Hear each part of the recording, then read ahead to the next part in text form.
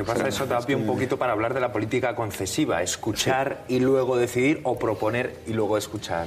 Jorge. Es que el distanciamiento digamos, del político con la ciudadanía, esa fragmentación, digamos, o ese alejamiento, yo coincido bastante. La sensación que uno tiene, la sensación que tienen los espectadores que están aquí, los que nos ven desde su casa, es que un poco la democracia quizás sea una forma estética de tapar lo que en realidad pues es una plutocracia, es decir, el gobierno de los ricos, es decir, una oligarquía en definitiva, ¿no? ¿Por qué? Porque el político, solo el inocente, digamos, o el ingenuo, sigue creyendo que cumple esa definición afortunada, que no recuerdo quién era, de ser un guionista de la realidad. Pero en realidad el político ya no es un guionista de la realidad, es un ficcionador de la realidad. El político es un gestor de las grandes corporaciones. Ahí es donde uno se siente incapaz.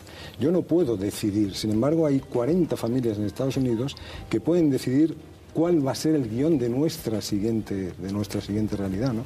Y luego el político, precisamente por eso que decíamos de la profesionalización, tiene una prioridad por encima de la ciudadanía, esto es evidente, que es la propia política. O sea, el político lo que va a hacer es defender ante todo la política.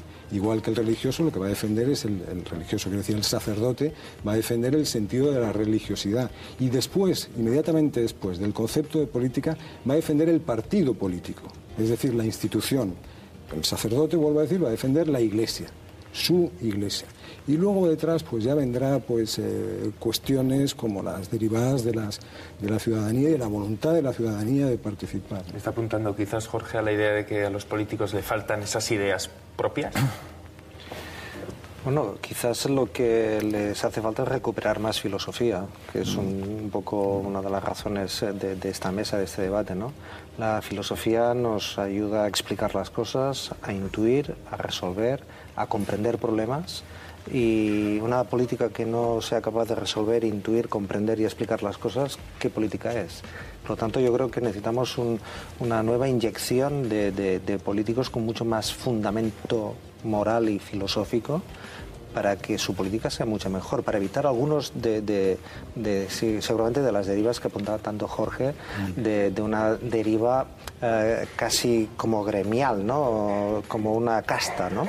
Yo creo que el político que quiere hacer servicio público debe de revitalizarse con un pensamiento filosófico nuevo que les permita, pues esto, explicar, medir, comprender, analizar y resolver los problemas que tiene nuestra sociedad.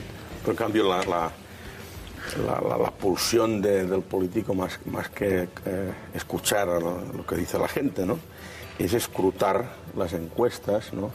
Es ver no qué desea la gente en un sentido político, sino qué quiere en el sentido más digamos, pueril de la palabra. Y la gente normalmente desde hace unos miles de años siempre quiere lo mismo, que es pan y juegos, básicamente, ¿no? Pan en la versión actual, que puede ser una cosa, y juegos en la versión actual, que puede ser otra cosa diferente al circo romano, pero no tan diferente al circo romano, ¿eh? Todavía hay bastante... Esto que dice Ferran me recuerda un verso muy pequeño de un poeta catalán, Foix, que dice, si sed modernos, leed a los clásicos, ¿no? Pues tenemos creo que volver un poco a los clásicos para revitalizar la modernidad de la política, porque si no, como dices tú, estamos con el escrutinio y no con la reflexión, ¿no? Sí, puramente eso, ¿no? O sea, una de las funciones del político actual es auscultar la opinión pública, ¿no? Y como la opinión pública está distorsionada por la caja de resonancia de los medios de comunicación, entonces no se sabe muy bien lo que escucha. Es decir, yo ahora, por ejemplo, tengo una tribuna en este momento y podía sacar un cartel y pedir algo, ¿no? Entonces yo lo que estaría es distorsionando la idea de opinión pública mientras me aprovecho de mi condición de, en este caso, tertuliano de un programa, ¿no? Y por tanto lo que escuchan los políticos no está muy claro. No está nada claro, ¿no? O sea, porque escuchar qué quiere decir la gente se puede hacer de dos maneras, una cuantitativamente por las elecciones y la otra es mucho más incierta. La otra es mucho más incierta porque vivimos en un mundo mediatizado en el que voces importantes están silenciadas y voces completamente triviales están absolutamente amplificadas, ¿no? Esta es la tragedia. Hablemos, si les parece, del desafecto político. ¿Creen que, como postulan muchas voces, que en la actualidad existe una gran desafectación de la política, Jorge? Sí, yo creo que sí. Decía Fernando Savater, definía la política de una manera curiosa. Decía que era el conjunto de razones para obedecer y para sublevarnos. Es decir, el término de sublevación frente al político yo creo que forma mucho también parte de la actividad política, que no hay que olvidar que es una actividad para ser emitida, o sea, para ser percibida.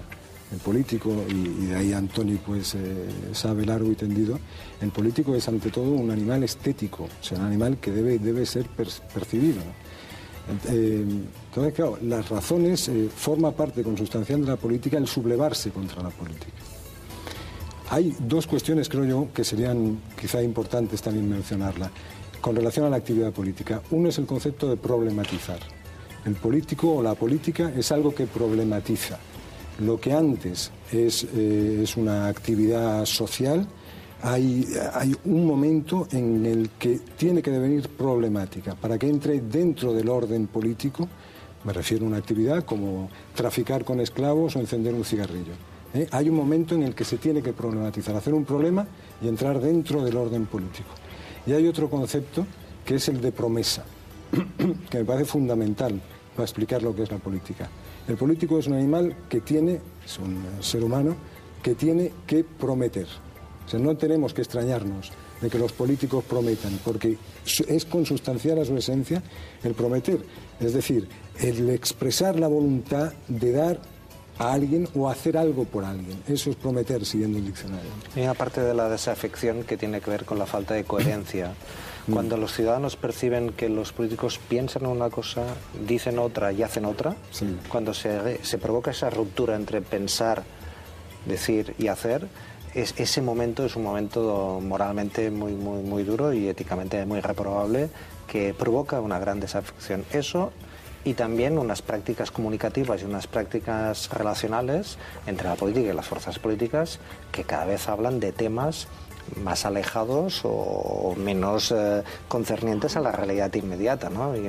La política tiene que mirar a medio y largo plazo, pero tiene que dar respuestas a los retos y, digamos, a los desafíos del presente. Entonces, cuando los ciudadanos perciben que o falta coherencia o falta atención, la política se desnuda. Sí, había una serie inglesa de estas de humor magnífica, se llamaba Sí, Ministro, creo recordar, en el que un ministro viene asesorado por alguien que verdaderamente sabe lo que es la política, y el ministro está intentando hacer unas leyes y tal, y el otro hay un momento que con mucha seriedad le dice: oiga, señor ministro, no estamos aquí para gobernar, estamos aquí para hacer política. Y esto es lo que percibimos.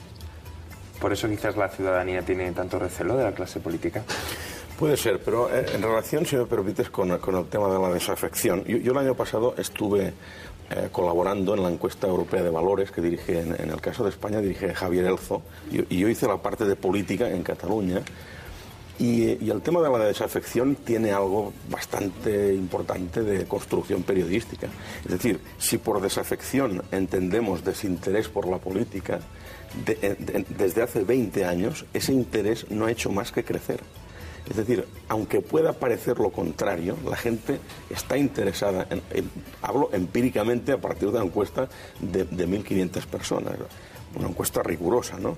O sea, aunque pueda parecer lo contrario, no es así, y además se puede ver no solo con este ítem que hace referencia al interés, sino con otras cosas.